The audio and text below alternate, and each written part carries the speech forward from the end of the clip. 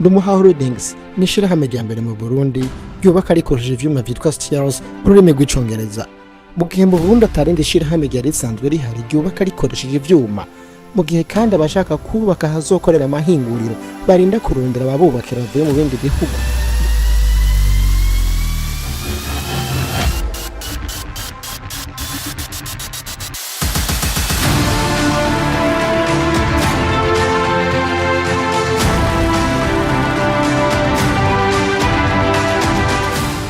Ndumuha Holdings rije kubinyisha kuri ivyo bibazo byose.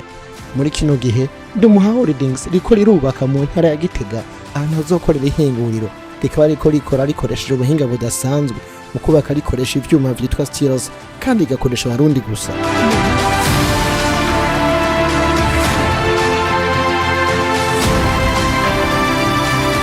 Umuhinga mu kubaka akoresheje ivyuma Haruna Nduwayo Muhidini yashinze kandi asanzwe arongoye ishirahamwe Ndumuha Holdings, asanzwe afise uburambe mu kubaka akoresheje ivyuma. Ubwo bumenyi akaba yabuvumbuye mu gihugu ca Afrika y'Epfo, akaba mbere asanzwe afise n'ubundi buhinga bwo kubaka akoresheje ibikonteneri.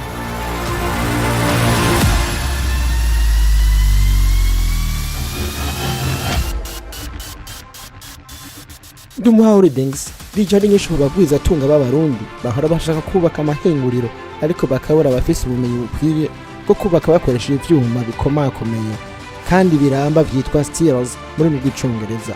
Mufise ico mubaza mwopakura kuri 66 59 38 canke kuri 29 44 33 35.